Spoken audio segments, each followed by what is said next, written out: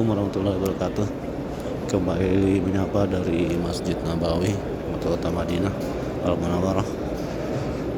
Jadi ini kita lagi persiapan untuk sholat maghrib, dilanjut untuk masuk Raudah. Kebetulan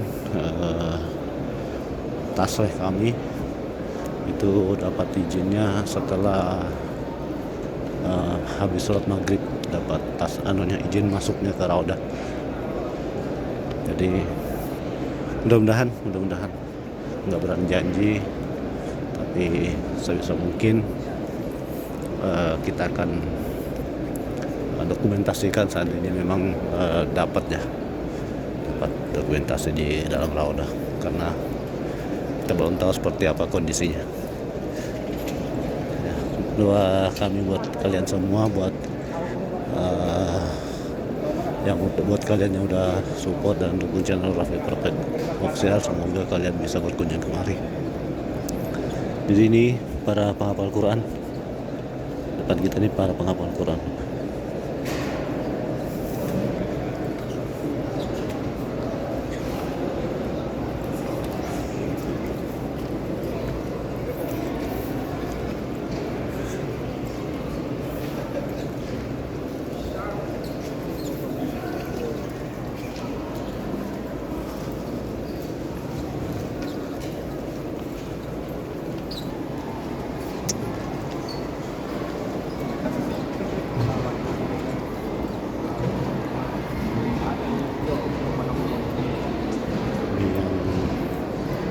Anak-anak di sini.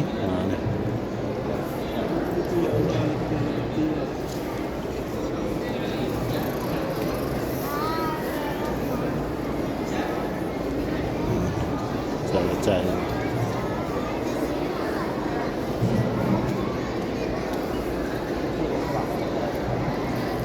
hebat anak-anak sini, Bang. Masih kecil-kecil, jago bahasa Arab. Masih kecil-kecil loh.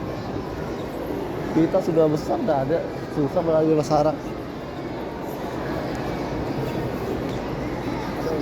KSKB KTP ada ya? KSKB KTP. Mana, Bang? Oh, iya. Iya.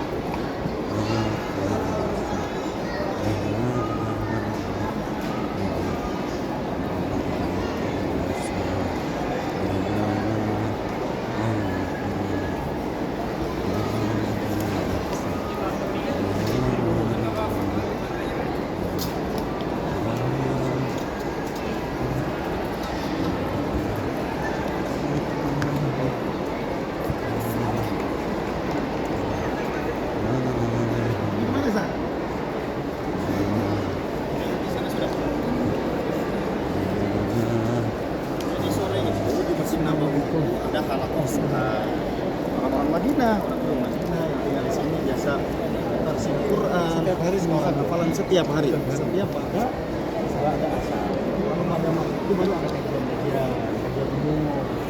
Setiap saya itu dari setiap sore itu masih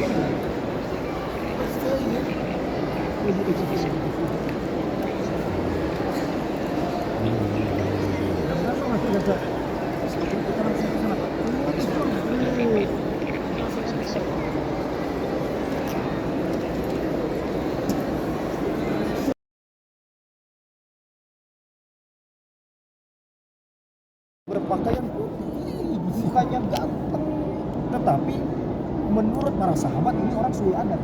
Kenapa sulul adab? Ketika Rasulullah dalam sebuah majlis, ini orang tiba-tiba orang ajam, artinya bukan penduduk daripada Madinah pada waktu itu. Nggak ada yang kenal sahabat. Tiba-tiba nih orang nyelonong ke depan.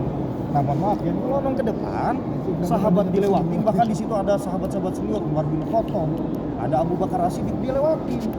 Tiba-tiba duduk depan Rasulullah kayak gini. Nempel betul. Ini kayak gini dalam hadisnya, ya lututnya itu nempel dengan Rasulullah gitu. Coba bayangkan kurang ada apa? Harusnya mikirnya kayak gitu. Sahabat itu waktu itu mikirnya kayak gitu. Nempel. Setelah itu ya bertanya. Orang yang badui di sini artinya bukan badui hitam, artinya orang ajam, orang asing mendatangi Rasulullah. Tiba-tiba nanya ke Rasulullah, "Ma huwal iman?" Gitu. Rasulullah jangan dikatakan Rasulullah itu nggak tahu. Rasulullah itu memang tahu bahwasanya adalah utusan daripada Allah, perintah daripada Allah untuk menjadikan nanti syariat kepada umatnya. Ya. Mahwal Islam. Kata siapa tadi? Kata pemuda sudah ganteng, putih, pakaian serba putih, bahkan tidak ada noda sedikit pun. Semuanya serba putih. Datang ke Rasulullah, nempelkan ininya, lututnya, berhadapan langsung dengan Rasulullah. Ditanya mahwal Islam, tanya kepada Rasulullah. Nah, Rasulullah dengan tenangnya, dengan sabarnya, dengan juga menjawab, mahwal iman, al-imanu an tu'mina billahi wa malaikatihi wa rusulihi wa kutubihi wal yaumil akhiri wal imanu bil qadari khairihi wa syarrihi. Artinya itu menjelaskan tentang rukun iman. Yang pertama iman kepada Allah, malaikat Allah, kitab Allah, Rasul Allah, dan meyakini adanya hari akhir. Begitu juga adanya takdir yang disebut dengan qada dan qadar. Itu menjadi syariat dalam imannya seorang mukmin kan gitu. Orang-orang ini juga pada kaget. Apa maksud Rasulullah ini? Yang kedua ditanya lagi, wa ma huwal Islam? Gitu. Wa ma huwal Islam?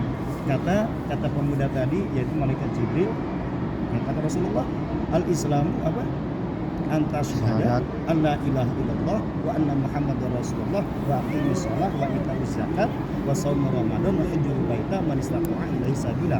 Rukun Islam itu yang kita kenal ada berapa? 6. Yang pertama syahadat, yang kedua syahadat mengakui, syahadat itu artinya mengakui atau bersaksi kepada Allah Tuhan kita, Nabi Muhammad adalah Rasul kita atau utusan kita, meyakini mendirikan sholat, menunaikan zakat, apalagi haji, puasa, dan juga melaksanakan ibadah haji. Manis taqwa ilaihi sabila, bagi yang mampu. Ada garis bawahnya bagi yang mampu. Jadi syariat juga mengenai siapa sih orang Muslim itu. Orang Muslim berarti tidak lepas dari 5 tadi. Tidak sampai situ, ada pertanyaan terakhir.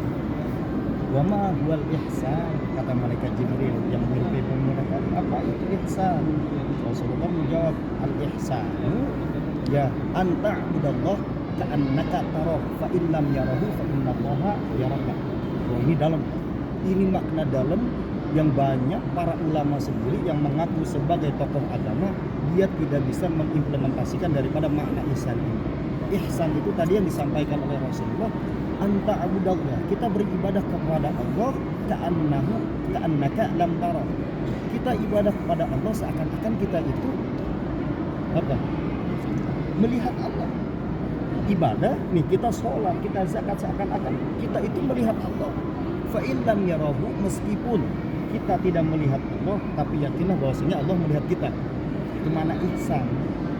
Nanti ini akan dikaitkan dengan sumber-sumber berupa ilmu, nantinya menghasilkan sebuah ilmu.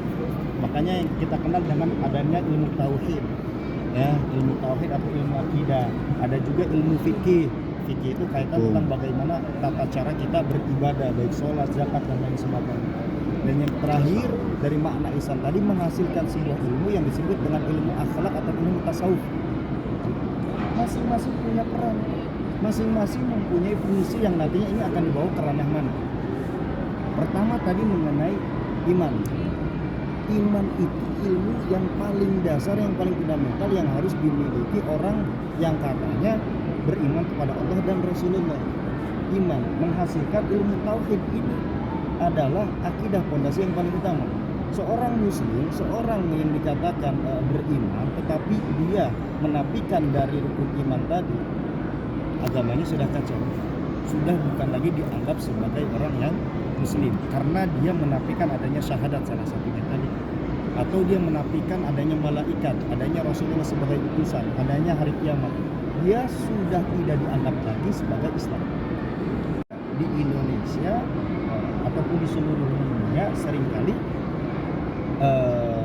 menimbulkan perdebatan mengenai akidah dan tauhid. Ini adalah hal yang paling sensitif, ya. Sehingga nanti akan menghasilkan produk adanya pemahaman ini, pemahaman itu. Ketika sebuah pemahaman tidak terlepas dari 5 tadi, itu masih dianggap sebagai al-firqah an-najiyah, yaitu kelompok yang selamat. Atau kalau di dalam hadis dikatakan pada akhir zaman nanti umat Islam itu akan terpecah menjadi 73 golongan. 72 itu akan masuk ke dalam neraka dan 1 golongan yang akan masuk ke dalam surga. Ditanya lagi oleh sahabat, siapa golongan tersebut ya Rasulullah?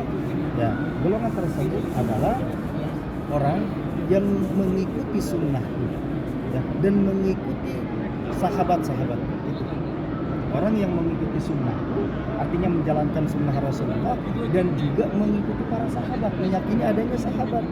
Karena ada 1 golongan, ya, ada 1 golongan yang dia menafikan adanya sahabat. Ada, Pak. Ada, yaitu siapa? Syiah. Mereka tidak mengakui adanya sahabat. Yang mereka akui hanya 1, dan itu pun dikultuskan, yaitu Sayyidina Ali karramallahu wajhah. Bahkan ada 1 golongan Syiah. Jadi dalam golongan 73 itu nanti akan terpecah lagi. Ini masalah akidah. Kenapa saya berani berkata seperti ini? Karena ini bidang saya di Al-Azhar, belajar akidah dan filsafat jurusan saya. S1, S2 masih jurusan akidah dan filsafat. Nah, firqah najiyah, golongan-golongan tadi masih nanti terbagi dulu. Ada Syiah yang paling keras, yang namanya Syiah Rafidah. Syiah Rafidah ini menjadikan Sayyidina Ali itu hak tunggal, orang yang paling mulia dikultuskan, bahkan melebihi Rasulullah SAW. Menganggap Sayyidina Ali itu lebih mulia daripada Nabi Muhammad. Seperti di Iran itu. Di Iran itu perpecahan. Tapi kebanyakan di Iran itu ada Syiah Zaidiyah dan juga Rafidah juga. Tapi paling banyak Syiah Zaidiyah. Nah, di Syiah Rafidah juga ada yang lebih parah. Bahkan sampai menganggap Sayyidina Ali itu adalah anaknya Tuhan. Seperti halnya Isa alaihissalam yang dianggap oleh sebagian Kristen sebagai anak Tuhan. Itu salah satu. Ya, itu masalah akidah. Karena ini ruang publik, saya tidak terlalu banyak menjelaskan mengenai akidah.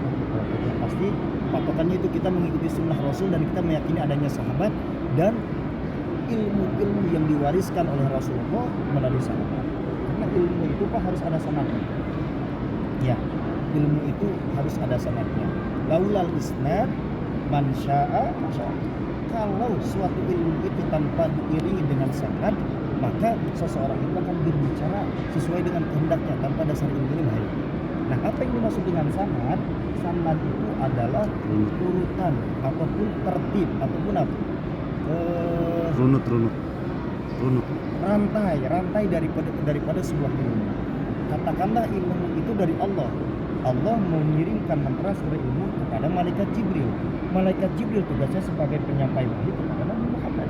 Nabi Muhammad adalah sumber ilmu. Nabi Muhammad mentransfer ilmu kepada siapa? Pada waktu itu kepada para sahabat. Karena orang sahabat adalah orang yang hidup sezaman dengan Rasulullah dan mengakui adanya Rasulullah sebagai utusan. Artinya ilmu dari Nabi Muhammad sampai kepada siapa? Sahabat. Habis 1 generasi yaitu Rasulullah. Ketika Rasulullah wafat, artinya yang tersisa sahabat. Ketika sahabat wafat, maka ada generasi penerus sahabat yang disebut dengan tabi'in. Tabi'in, orang yang meyakini dan belajar langsung kepada para sahabat. Tabi'in ini mereka hidup sezaman dengan sahabat, belajar dengan sahabat, tetapi tidak menjumpai Rasulullah, tidak sejaman dengan Rasulullah, maka disebut tabi'in. Artinya ilmu dari sahabat ini diteruskan oleh siapa? Tabi'in. Tabi'in setelah itu wafat. Salah satu tabi'in adalah Imam Syafi'i, itu masuk ke dalam tabi'in. Atau ketika Rasulullah menyampaikan di dalam hadisnya, khairul quruni qarni, sebaik-baik zaman adalah zamanku. Artinya siapa? Rasulullah dengan sahabat. Qarnul awal, zaman terbaik pertama.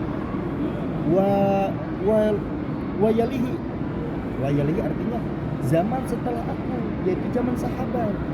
Nah, wa yalihi yaitu tabi'in. Jadi ada 3 generasi. Setelah tabi'in, sahabat wafat, ilmu ditransfer kepada tabi'in, ada tabi'in, orang yang mengikuti tabi'in, orang yang belajar hidup sezaman dengan tabi'in, maka disebut dengan tabi'ut tabi'in. Jadi para ulama pada zaman salaf dulu disebut dengan tabi'ut tabi'in. Artinya ilmu itu tersambung terus menerus sampai siapa? Tabi'ut tabi'in. Ketika tabi'in, artinya abad keempat, generasi keempat daripada setelah Rasulullah, mereka wafat. Dari tabi'in inilah tersebar ilmu Islam, syariat Islam kepada seluruh penjuru dunia yang disebut dengan al-ulama warasatul anbiya, ulama terus tersambung dan tercatat, tersambung dan tercatat sampai kepada siapa? Sampai kepada guru-guru kita. Ya, kalau kita punya guru, ya guru kita itu belajar kepada gurunya, gurunya belajar kepada gurunya, gurunya belajar guru sampai kepada tabi'in belajar kepada siapa? Tabi'in belajar kepada siapa? Sahabat belajar siapa? Langsung kepada ini yang disebut dengan sanad, rantaian daripada ilmu. Ya, sampai kepada kita belajar Al-Quran, contohnya apa? Lebih afdol, lebih utama ketika kita belajar, kita tahu siapa guru kita belajar ke siapa, maka di situ keabsahan sebuah ilmu diperkuat. Ya, itu pentingnya ilmu. Maka bukan berarti jelek kita belajar ke Google, belajar cuma ke YouTube. Ya, lebih baiknya kita bertemu secara talaki, bertemu langsung. Talaki itu ketemu langsung. Jadi keilmuan kita itu sudah terjamin. Kita belajar Al-Quran contohnya, belajar Quran ke Syekh Anu, mendapatkan sanad Quran dari Syekh Anu terus sampai kepada Rasulullah, itu yang disebut dengan sanad ilmu. Nah, kita sedikit mengulas lagi tadi yang mengenai tauhid atau akidah.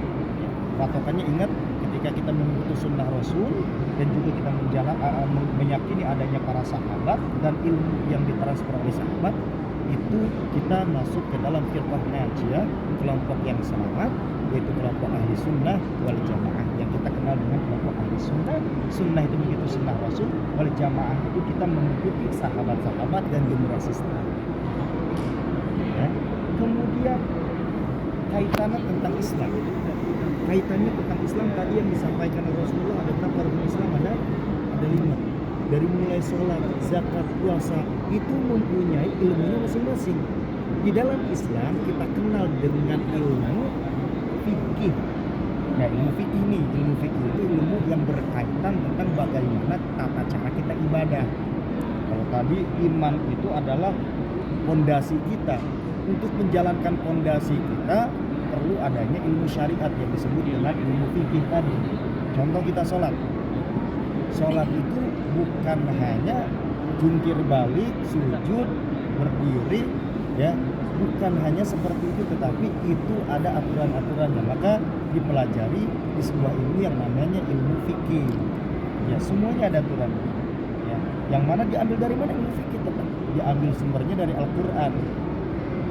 Ya, di Al-Quran, ya, setelah itu ketika ada pembahasan yang mentok misalkan, maka ada penjelasan selanjutnya melalui hadis Rasulullah.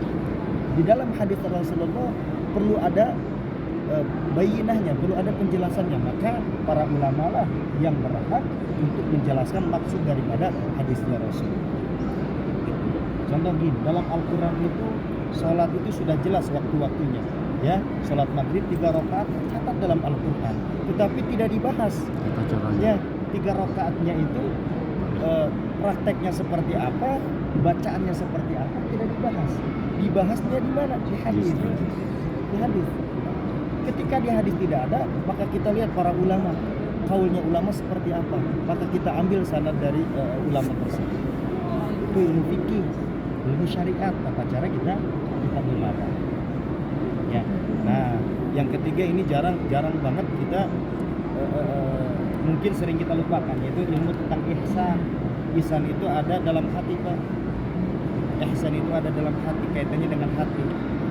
Kita sholat sudah dijalankan, syariat semuanya sudah dijalankan, tapi kita tidak tahu apakah sholat kita diterima, apakah sholat kita sudah benar. Apakah sholat kita masih ada unsur-unsur ria, ujub, pengen dilihat orang, sedekah kita pengen dilihat orang, ibadah kita karena orang lain, karena manusia, karena ingin kaya. Secara syariat kita masih menjalankan sholat, gak pernah terputus, 5 waktu kita sholat, sedekah kita sering, tapi kita sering melupakan apa yang disebut dengan ihsan.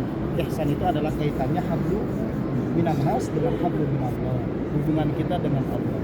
Ketika kita sholat tidak pernah terdetik dalam hati kita rasa ingin dilihat orang, maka itu kita sudah menjalankan ihsan. Ketika kita sedekah, kita zakat, mengeluarkan zakat tanpa ada terdetik di dalam hati kita ingin dilihat orang, ya, ingin merasa kita itu dianggap orang dermawan, maka dia sudah menjalankan makna daripada ihsan.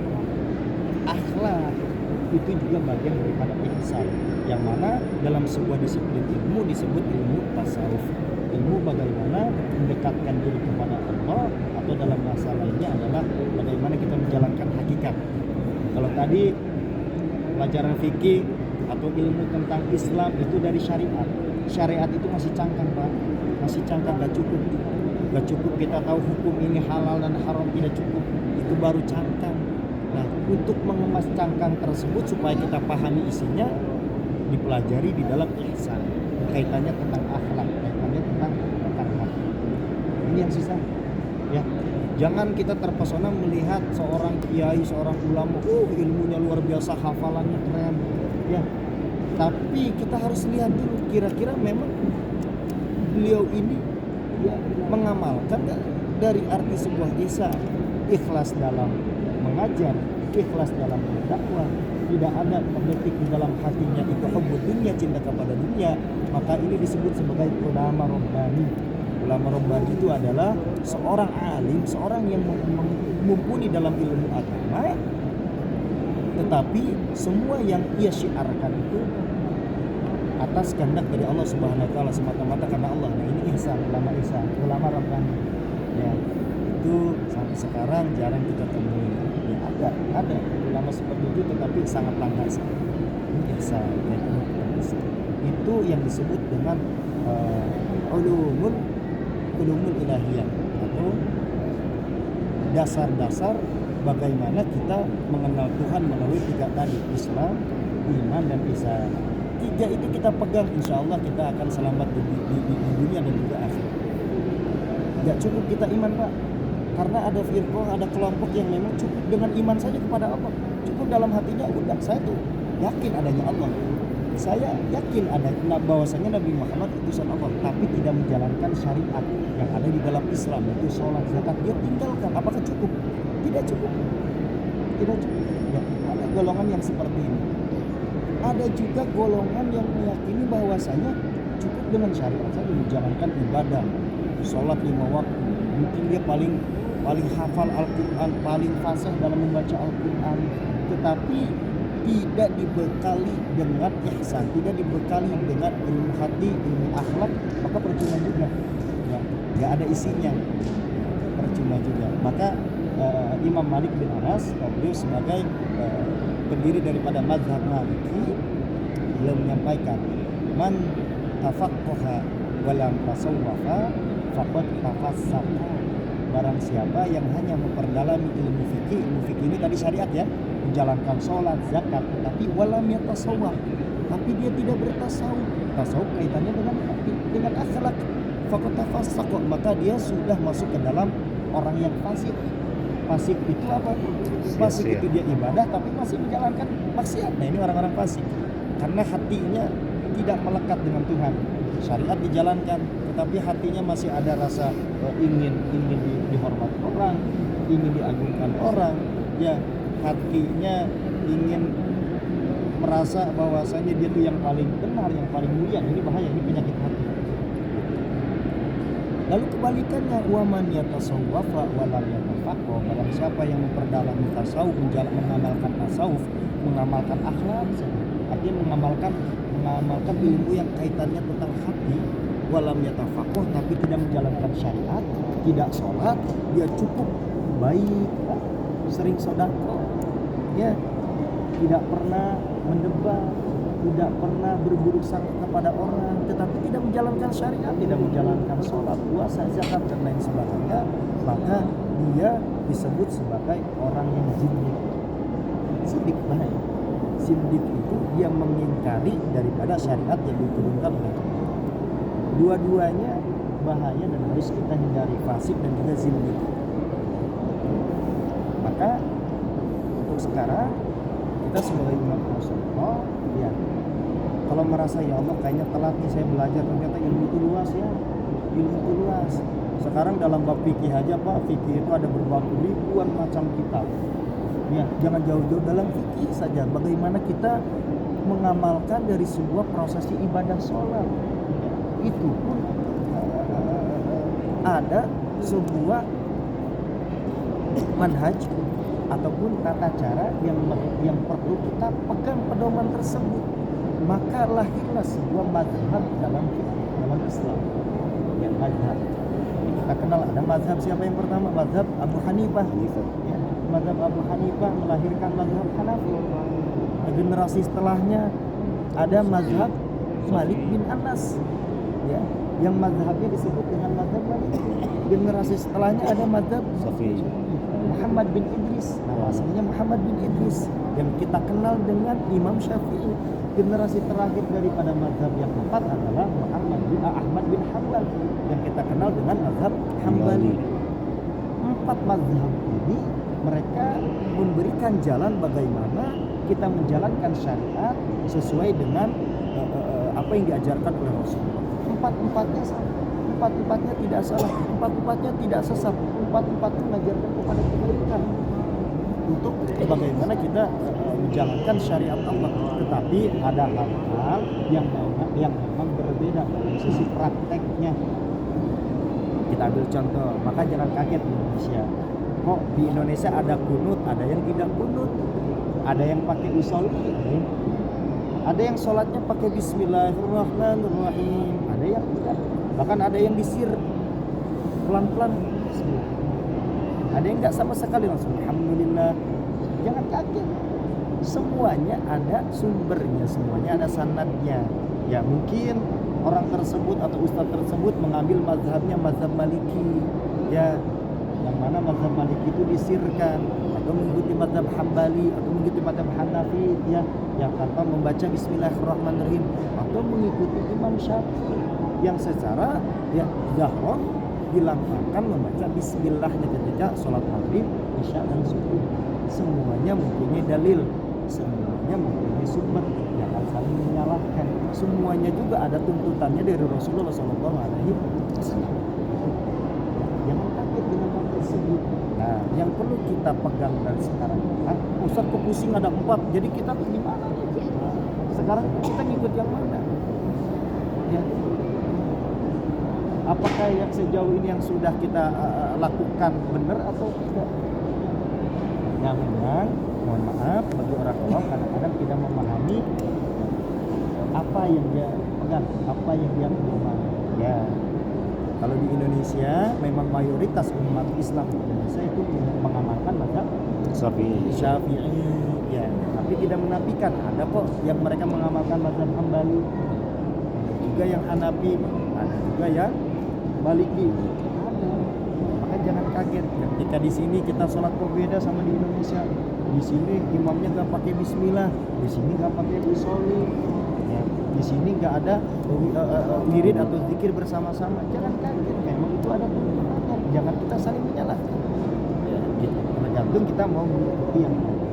Ya, para ulama mengatakan bermadzhab itu harus, yang tidak boleh itu kita tidak mengikuti mazhab tanpa ada dasarnya.